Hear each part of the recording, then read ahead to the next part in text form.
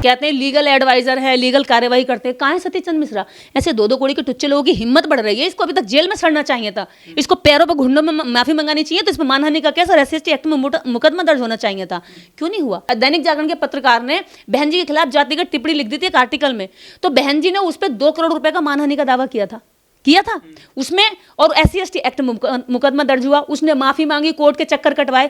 तो बहन जी आज ऐसे लोगों को मैं ये कह रही हूँ, चलो बहन जी बड़ी लीडर है, वो ना भिड़े, ऐसे लोगों से डायरेक्ट ट्वीट न करें। आकाश आनंद कहाँ है और पार्टी के नेता कहाँ हैं?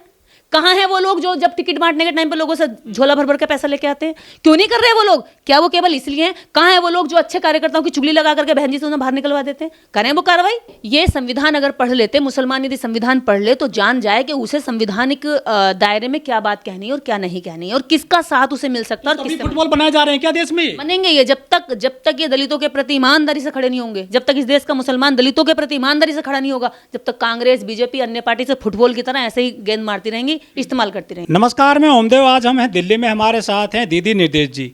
निर्देश जी, मायावती चुनाव हार गई हैं, उनकी पार्टी 0 हो गई है, एक भी सीट नहीं मिली है, वोट माइनस में मिला है। जैसे ही ये समस्या में फंसी हैं राजनीतिक तौर पर बहन जी, उन पर हमले होने लग गए हैं। एक अभिनेता हैं, विदेश में रहते हैं, KRK, वो कह रहे हैं कि बहन जी अब शौचालय साफ करें। क्या समझते हैं उसकी टिप्पणी से? देखिए, ये KRK ने बहन जी के खिलाफ बयान दिया है कि वो मेरे घर आ जाएं और मेरा शौचालय, मेरा संडास साफ करें, मेरा टॉयलेट लैट्रिन साफ करें। तो पहले तो मैं KRK को बता दूं, KRK तेरी इतनी औकात नहीं है, तेरे जैसे को तो मैं निर्देश जैसी अपने घर में टॉयलेट और संडास साफ करने के लिए नौकरी पर रख सकती हूँ, पहली बात। दूसरी बात यह है कि तू देश से भागा हुआ व्यक्ति, जिसने अभी अपनी जिम ट्रेनर के साथ भी जो सेक्सुअल एक्ट करने की कोशिश की थी और उस महिला ने इसके खिलाफ FIR दर्ज कराई थी। उससे पहले इसने धनुष, एक एक्टर है साउथ के, उनके खिलाफ टिप्पणी की थी कि धनुष एक ऐसा एक्टर है क्योंकि वो बिल्कुल हमारे यहाँ पे यूपी में ऐसे कंजर और भंगी चमार लगते हैं, जैसे वो काला दिखता है। तो इसकी ये घटिया सोच से ही पता चलता है कि ये जातिवादी व्यक्ति है। ये धर्म के नाम पे भले ही मुस्लिम है, हम इस अकेले व्यक्ति की वजह से पूरे मुस्लिम समाज से नफरत की बात नहीं कर रहे, लेकिन मुस्लिम समाज से एक सवाल कर रहे हैं जरूर कि जब मुस्लिम समाज पे मुसीबत आती है तो दलित वर्ग उसके साथ खड़ा होता है। हम जैसे जागरूक लोग उनका सपोर्ट करते हैं, समर्थन करते हैं, और हम बीजेपी के और RSS और IT सेल से पूरी टक्कर लेते हैं। लेकिन आज जब बहन जी पर टिप्पणी करी गई एक मुस्लिम के द्वारा, तो एक भी मुस्लिम न नेता बोला है, न सोशल एक्टिविस्ट बोला है, न मुसलमानों के किसी भी एक ऐसे व्यक्ति के मुंह से कोई 2 शब्द या 2 ट्वीट नहीं निकले जिनको बहन जी तक ने ही टिकट देकर के संसद भेजने के लिए तैयार किया। तो ये क्या है? एक तरह से हमें ये समझ में आता है कि मुसलमान अपने देश के अंदर अपनी स्थिति को जानता है कि हम राजनीतिक रूप से बीजेपी के द्वारा बहुत बारीकी तरीके से काट दिए जाएंगे, तो इसलिए दलितों का साथ देते हैं या दलितों से साथ लेते हैं राजनीतिक लालच के लिए, लेकिन वास्तव में हमारे मान, सम्मान, स्वाभिमान के लिए हमारा साथ नहीं देते। ये बिल्कुल क्लियर स्थिति हो गई है। एक भी मुसलमान ने, एक भी एक्टिविस्ट ने, एक भी नेता ने, एक भी एक्टर अनी ने ये साबित नहीं करके दिखाया, एक भी उन पत्रकारों ने ये नहीं लिख के दिया कि ये जो है गलत हुआ है। आप किसी भी नेता की आलोचना उसकी नीतियों पर कर सकते हैं, आप किसी नेता की आलोचना उसकी हार जीत पर कर सकते हैं, उसके काम पर कर सकते हैं, उसके विचारों पर कर सकते हैं, लेकिन किसी भी नेता की अगर सबसे ज़्यादा जाति पर अटैक किया जाता तो दलित समाज के नेताओं की जाति पर अटैक किया जाता। ये देश के अंदर घृणित और घटिया सोच का परिचय है कि ऐसे ऐसे भगोड़े 2-2 कौड़ी के टुच्चे लोग भी जो अपने आप को एक्टर कहते हैं, वो हमारे देश में जब SC/ST एक्ट लागू है, संविधान लागू हुए, लोकतंत्र लागू हुआ है, ऐसी स्थिति में भी 4-4 बार मुख्यमंत्री की सीट पर राज करने वाली एक महिला जिसकी जाति आज तक नहीं धुल पाई, ऐसे 2-2 कौड़ी के लोग उनको गाली के माध्यम से उनका अपमान करते हैं। तो ऐसी स्थिति में हम पहले ये बता दें पूरे मुस्लिम समाज को, या तो ऐसे 2 कौड़ी के लोगों को जवाब दो अपनी ओर से। अगर आप जवाब नहीं दोगे तो पूरे मुस्लिम समाज के प्रति हमारे मन में ये आएगा कि ये कहीं ना कहीं अंदरूनी गाली दिलवा रहे और एकता से हमारे साथ एकता नहीं रखना चाहते। अभी तक बहन जी को जो जाति के आधार पर अटैक करते थे वो हिंदू मनुवादी, जातिवादी होते थे, लेकिन अब मुसलमान भी जो है बहन जी को निशाने पर लेने लगे हैं। क्या ये भी मनुवादी हैं मुसलमानों में जो बहन जी को इसलिए टारगेट कर रहे हैं? इसके पीछे कारण समझिए आप। जैसे कि हिंदुओं में ब्राह्मण, बनिया, क्षत्रिय होते हैं और ये लोग निचली जातियों के साथ घृणा रखते हैं, भेदभाव करते हैं। गांव देहात शहर हर जगह, खेत खलियान, ऑफिस दफ्तर हर जगह करते हैं, सरकारी दफ्तरों में भी करते हैं। वैसे ही मुसलमानों में खान, शेख, पठान जो ये जातियां होती हैं, ये भी अपने आप को वहाँ पे ऊंची जाति का मानते हैं। ये और नीचे तेली तमोली जो कुम्हार जातियां होती हैं उनमें भी उनके साथ ना तो खान, हाँ, पसमानदाओं के साथ ना तो रहन सहन करते हैं, ना लड़की बेटी का संबंध करते हैं, और ना ही उनके साथ ये नमाज पढ़ते हैं। ठीक है, तो ये जो खान, शेख, पठान मुसलमानों में ये भी घृणित जातिवादी हैं, ये भी हमें चमार चूड़ा कहकर गाली दे रहे हैं, और ठाकुर बनिया ब्राह्मण भी हमें चमार चूड़ा कहकर गाली दे रहे हैं। तो अब आप ये बताइए, जातिगत रूप से हम धार्मिक रूप से भले कहने कि हमारे भाई हैं, लेकिन जातिगत रूप से वो भी हमारे इतने ही विषैले दुश्मन है जितना ठाकुर बनिया ब्राह्मण है। लेकिन मुस्लिम कुछ लोग कहते हैं कि हम जो देश में सुरक्षित हैं दलितों की वजह से सुरक्षित है, दलित हमारा समर्थन करते हैं, साथ देते हैं पॉलिटिकली और सामाजिक तौर पर। तो जो लोग ऐसा कहते हैं, अब KR के खान को मुंह पे कालिक पोते हैं ना, उनको जवाब दे कि 2 कौड़ी के मुसलमान है, तू अगर पूरे मुसलमान समाज को बदनाम करा रहा तो तेरे खिलाफ हम FIR करेंगे। एक भी मुसलमान ने FIR नहीं कराई। सबसे बड़ी बात मैं ये मानती हूँ, जब NRC और CA हुआ था, मैं खुद कम से कम पूरे देश भर के अंदर 200-250 जो शाहीन बागों में महिलाएं बैठी, मैं अलग अलग जाकर के रात दिन हम लोग सोते नहीं थे, उनके आंदोलन को सपोर्ट करते थे, उनमें जाकर संवैधानिक लड़ाई लड़ने का तरीका बताते थे।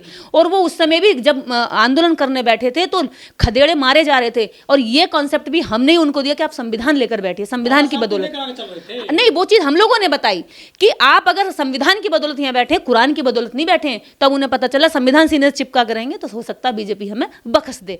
तो उन्होंने संविधान का इस्तेमाल किया अपने बचाव के लिए, बाबा साहब की तस्वीर का इस्तेमाल किया अपने बचाव के लिए। उत्तर प्रदेश में सरकार जब उससे बसपा की बन रही थी तो बसपा में वोट दिया अपने बचाव के लिए। लेकिन हमारे दलितों के लिए मुसलमान ने क्या किया?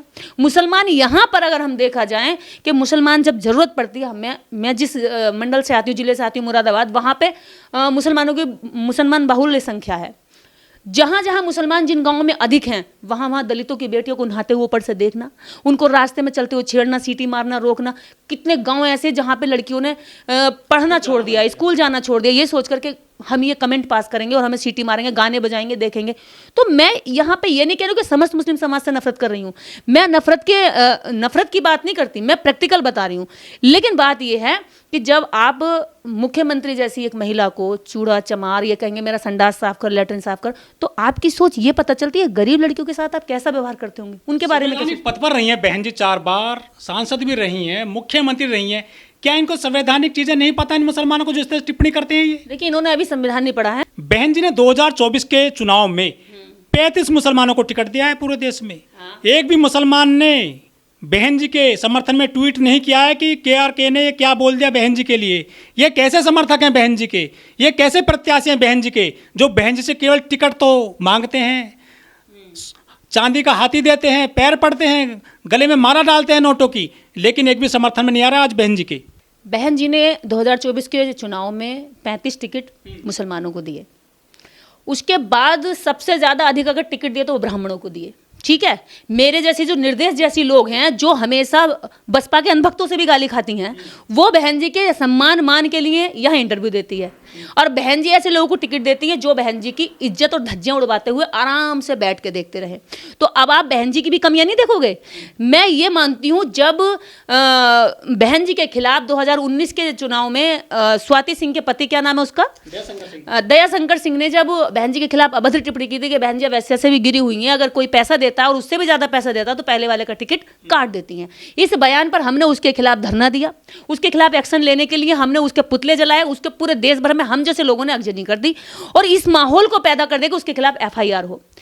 ऐसी स्थिति में हम बहन जी के लिए लड़ रहे थे और बहन जी के लिए बयान दे रहे थे, बहन जी के लिए प्रशासन से लड़ रहे थे और उसके विपक्ष से भी लड़ रहे थे।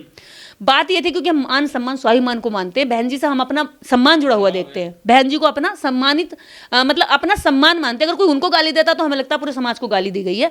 बाकी बहन जी की जो गलत नीतियां, उसका विरोध मैं हमेशा करती रहूंगी जब तक वो सुधार नहीं करेंगी।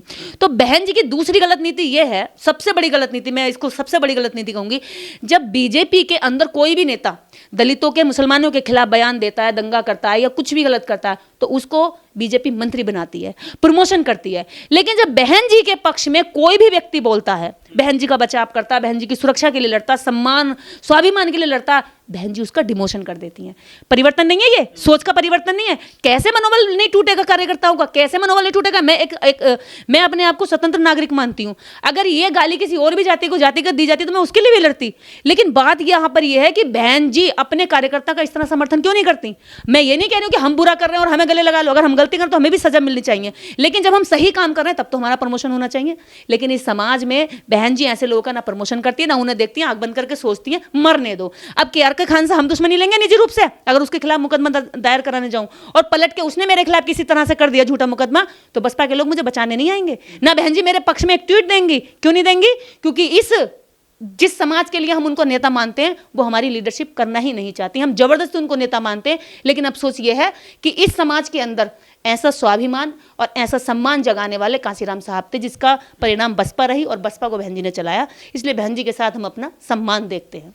हमारे देश में बहुत सारे लोग चुनाव जीतते हैं, लड़ते हैं, पार्टियां हारती हैं, जीतती हैं, लेकिन कभी किसी नेता पर व्यक्तिगत टिप्पणी नहीं होती है, सिर्फ बहन जी को निशाना बनाया जाता है हर बार। क्या कारण है? ये जाती है जो कभी नहीं जाती है। ममता बनर्जी की भी आलोचना होती है, प्रियंका गांधी की भी आलोचना होती है, सोनिया गांधी की भी आलोचना होती है, और इस देश के अंदर स्मृति ईरानी की भी आलोचना होती है, कंगना रनौत, ऐसी बहुत सारी लोग हैं जिनकी आलोचना होती है। लेकिन बहन जी की आलोचना के साथ साथ जातिगत टिप्पणी भी होती है, जातिगत सोच के तहत आकर के गंदे और भद्दे कमेंट भी किए जाते हैं। ये इससे साफ सिद्ध हो जाता है कि इस भारत के अंदर अभी भी लोगों के दिमाग के अंदर जातिवाद की गंदगी कूट कूट कर भरी हुई है, और ये साबित करता है कि इस देश में कोई भी इस जाति से उठकर कितने भी बड़े पद पर बैठ जाए, चाहे वो DM बन जाए, चाहे वो SP बन जाए, चाहे वो मुख्यमंत्री बन जाए, चाहे PM बन जाए, और चाहे राष्ट्रपति क्यों ना बन जाए, जातिगत जो भावना है उनके प्रति अगड़ी जाति के लोगों के मन से कभी खत्म नहीं होती है। वो यही सोचते हैं कि ये हमें यहाँ बर्दाश्त नहीं है। वो गिरा नहीं सकते उस कुर्सी से, पहले तो कोशिश करते हैं, नहीं गिरा सकते तो अपनी जातिगत भड़ास और कुंठा को इस तरह शब्दों से जाहिर करते हैं।